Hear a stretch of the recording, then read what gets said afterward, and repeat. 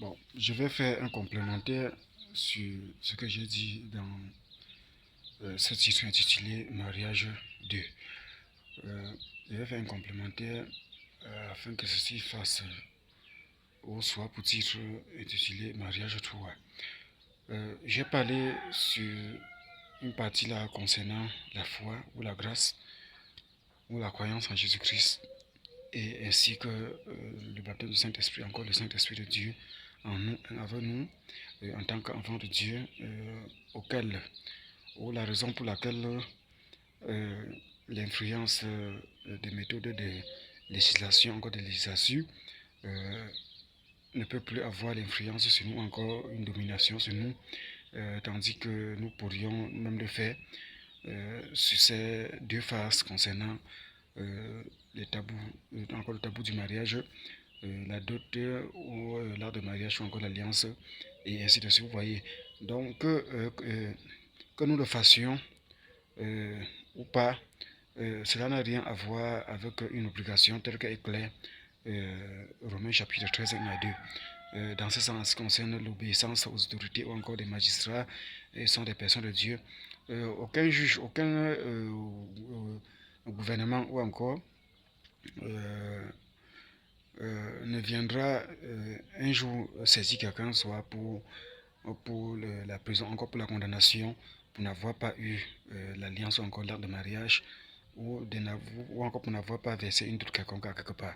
Vous voyez, même si ces derniers ont les enfants avec une femme, même si la dot n'a pas été entièrement versée, encore versée, et que la première phase a été respectée, comme j'ai enseigné dessus, comme j'ai insisté dessus, vous voyez, ils ne sont que dans une moralité juste ou encore dans une justice et ainsi de suite, ou encore dans une pudeur totale, vous voyez. Bon, comme je parle de l'obligation du Romains chapitre 13, 1 à 2, je le dis parce que ceci ne concerne que qu'un tabou. Ce genre de loi peut être appliqué comme elle peut ne pas être appliquée dans les histoires de l'alliance ou l'art de mariage ou monsieur le maire ou encore ce côté de la législation, encore législature, ou encore les tendances d'officialité du domaine état civil ou encore ordre de mariage et ainsi de suite. Vous voyez, qui fait toujours partie de la loi. Donc certaines des personnes qui sont enfants de Dieu qui ne le soient pas peuvent les respecter ou encore appliquer tel qu'ils le peuvent. S'ils ne le peuvent pas, ils ne peuvent être condamnés pour cette cause. Vous voyez, les enfants de Dieu sont des personnes libres. Bon, maintenant, quant à ce qui concerne ces enseignements d'apôtre Paul, que ce soit plus du côté du mariage, que ce soit plus du côté euh, de la loi, du sens, non pas seulement aux histoires des droits de l'homme, mais du sens des paiements des impôts ou d'observer la loi ou de la respecter, ainsi de suite. Vous voyez, déjà dans ce sens du côté commercial ou encore des impôts, ainsi de suite, tout le monde se doit de payer ses impôts. Si vous êtes commerçant ou ainsi de suite, que vous soyez chrétien, que vous ne le soyez pas. Vous voyez, dans ce sens, ça exprime des méthodes complètement obligatoires. Dans d'autres sens, ça exprime comme j'ai parlé de la foi, de la grâce, donc de la croyance en Jésus-Christ, dont les enfants de Dieu, nous sommes libres. Côté acte de naissance, donc état civil, encore le tabou du mariage, ainsi de suite. Ce côté, c'est toujours la loi qui doit toujours être respectée. Mais c'est un tabou qui est complètement inconditionnel. Vous voyez, vous pouvez le faire comme vous pouvez ne pas le faire. Et c'est toujours la loi, et c'est ça que je dis, c'est complètement différent. Quant à ce qui concerne les histoires des paiements, des impôts et ainsi de suite. Vous voyez, donc c'est pour mettre l'éclaircissement, puisque j'ai eu enseigné plusieurs fois sur des tabous de la loi ou encore surtout Romains chapitre 13, 1 à 2, concernant la magistrature ou encore les autorités qui sont les hommes préétablis par Dieu, ainsi de suite.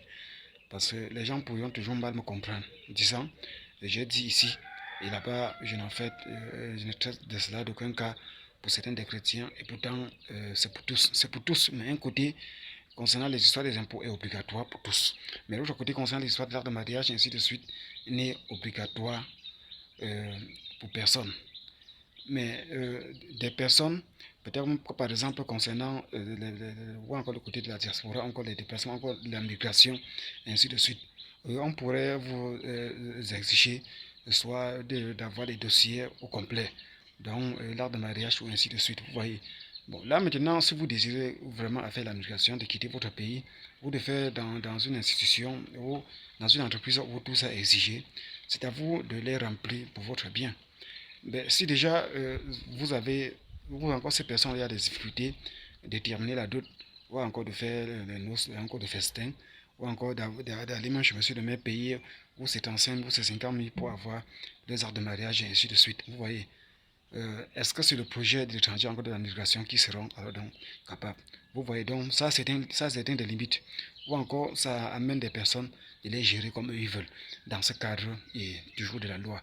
Tandis que avec la loi concernant la communauté internationale ou encore des droits de l'homme ou sur des impôts, c'est obligatoire pour tous, encore surtout ceux qui font dans le commerce. Vous voyez. Merci vraiment pour l'attention et je vais m'arrêter à ce niveau et merci.